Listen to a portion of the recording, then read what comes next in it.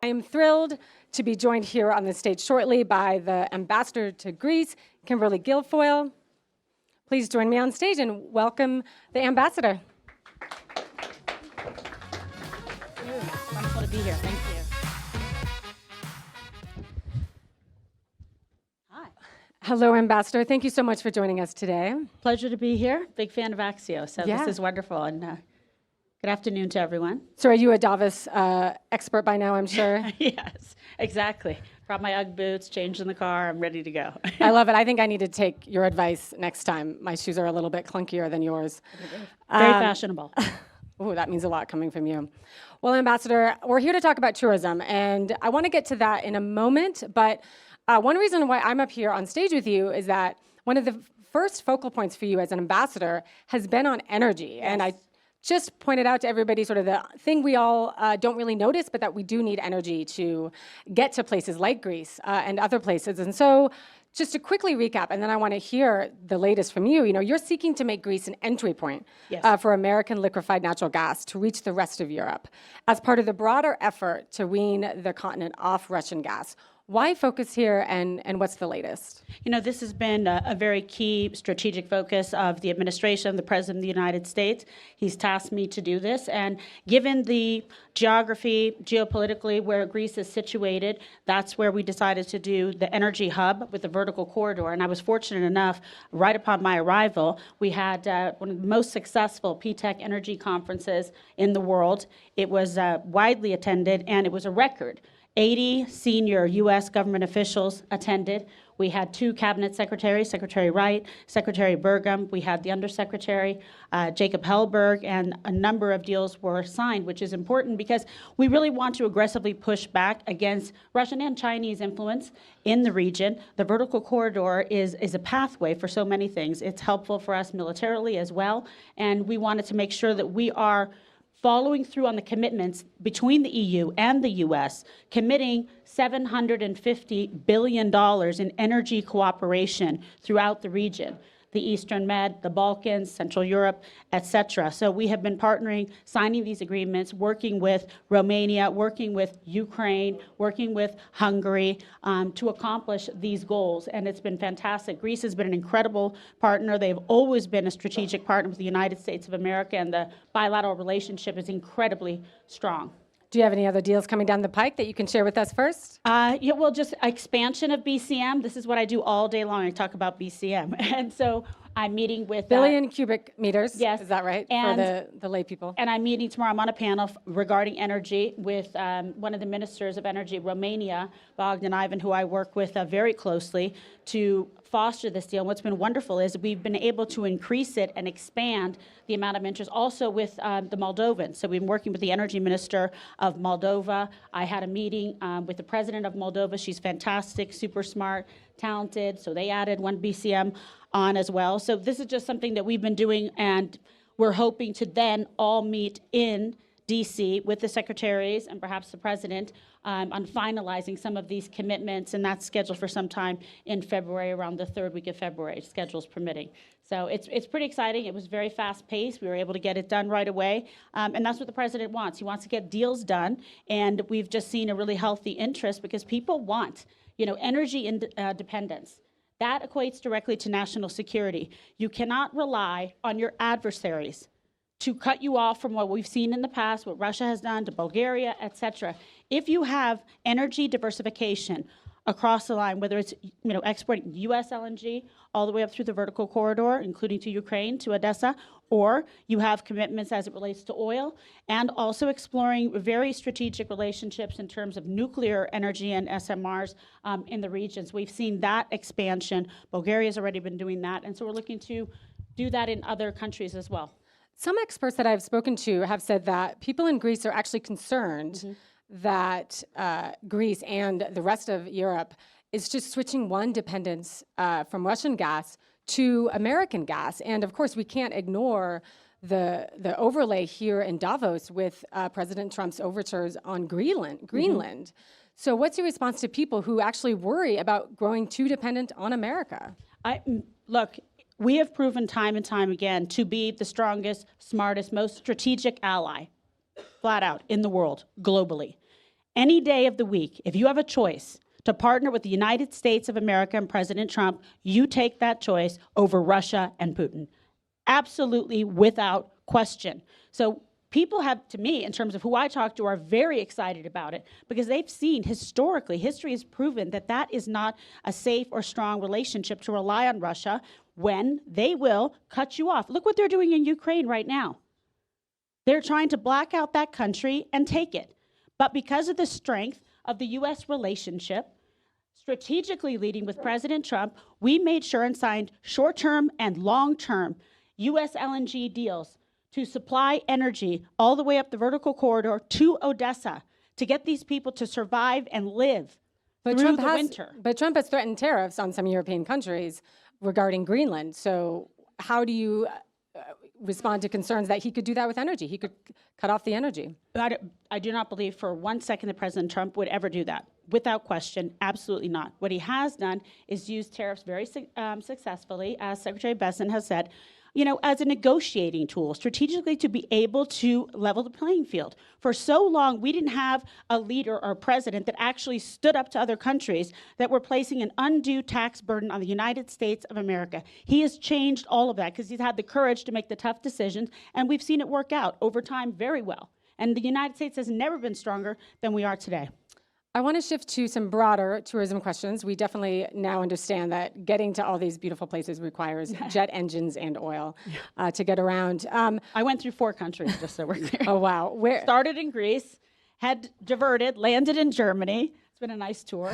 And then drove through Germany, drove through Austria to get into Switzerland. Oh my goodness, that sounds like a long journey. Well, thank you for making the trek to be with us here today. So I saw a headline recently in India's Economic Times last week that said, quote, U.S. sees drop in foreign visitors in 2025, even as global tourism spending rises.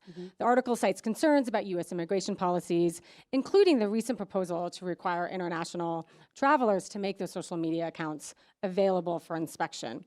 So I'm curious, you're in a unique position representing the Trump administration, but also living abroad. How do you view data like that? What do you think you should do? You have to view it in a larger, broader context. But I'll tell you, in terms of the tourism, and it's a big part of my job because so many Americans come and visit Greece. And in fact, in 2024, we had 1.5 million Americans come to Greece. I expect that number to increase. We're waiting for the numbers for 2025, and spending almost $2 billion.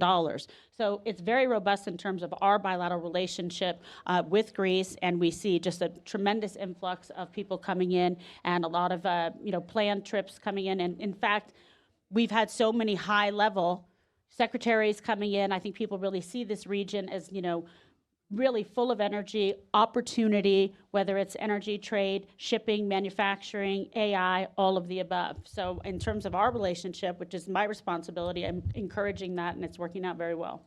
Do you hear concerns about from your Greek counterparts about some of the restrictions or additional qualifications that people may have going into the United States, since it is a two-way street?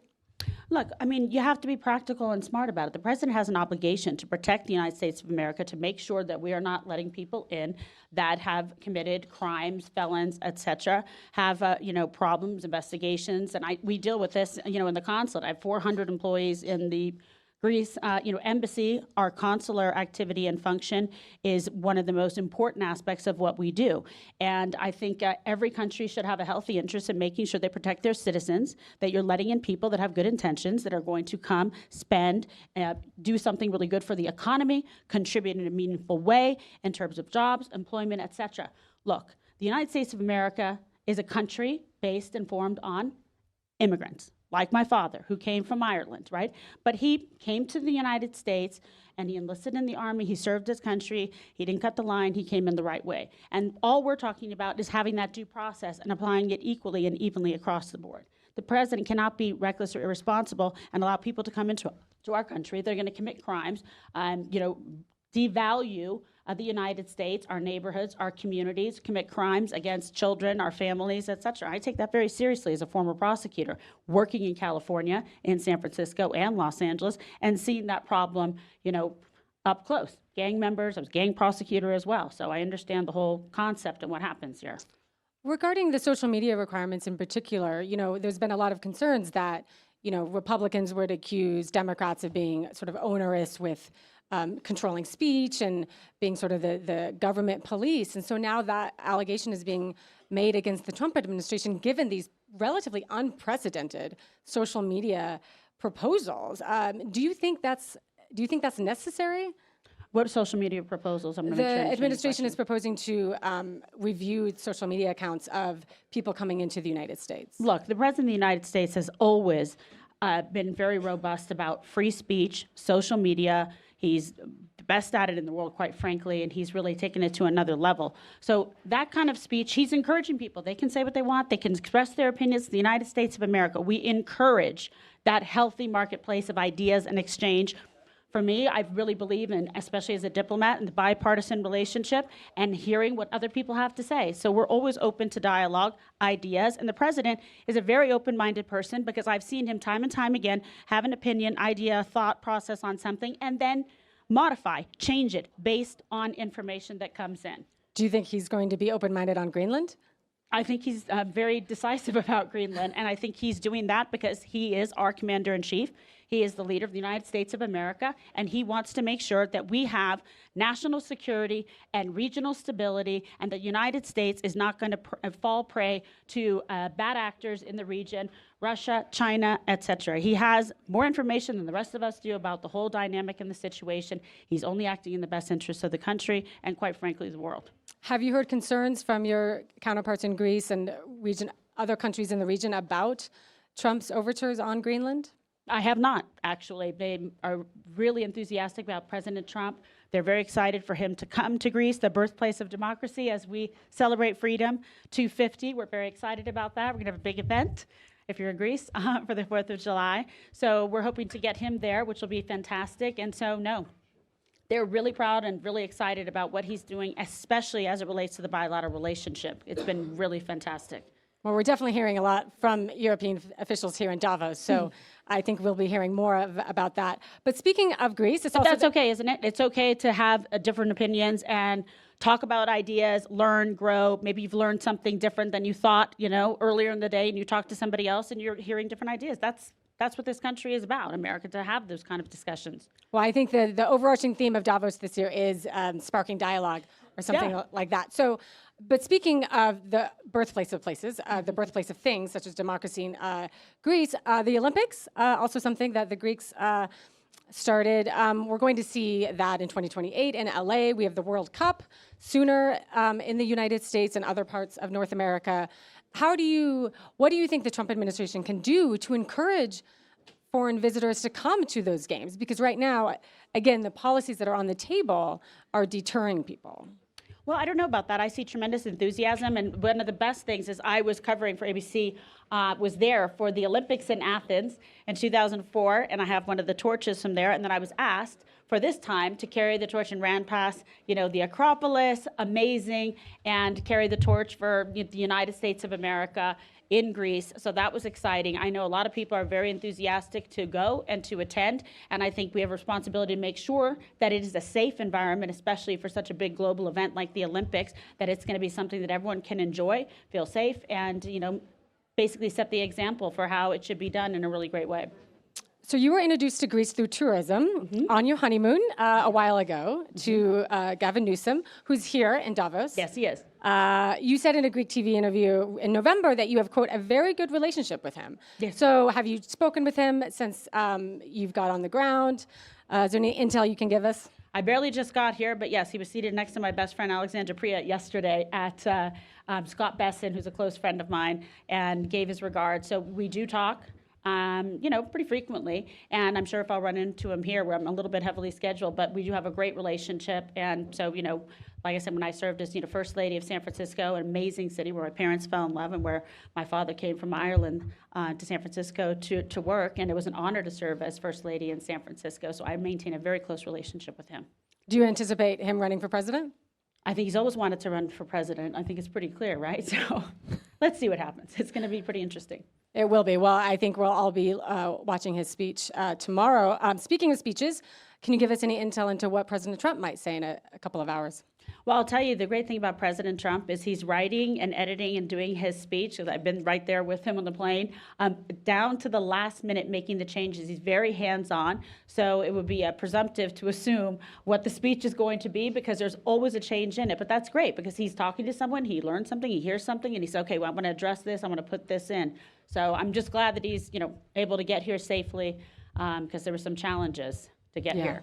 Yeah, definitely. Well, and will you be at the speech watching it? I'm actually not going to be able to be at the speech because I have another event to go to, so I got to do my job too. But I'll be watching it, that's for sure. It is a crazy packed schedule. Yes. I can only imagine for you. So we just have a couple of moments left, Sure. Ambassador, and I like to end on a sort of lighter-hearted lightning round of Would You Rather. Are you ready? I don't know. I know it sounds scary, but it's Would not. I rather or would I rather not? Let's go with that. I like that, but unfortunately, the participation is mandatory. Yeah, okay. Would you rather compromise and win, or win on your own terms? Win on my own terms. Would you rather party all night in Davos or Santorini? Santorini. Sign me up for that. Yeah. And would you rather change the past or see the future? See the future. I love the past, because you wouldn't be where you are right now if you didn't have a past, if you didn't have chapters, if you didn't have moments, if you didn't have opportunity to learn, to grow, to meet new people, new experiences. Well, with that, Ambassador, thank you so much for your time today. It was a pleasure. Thank you. Yeah.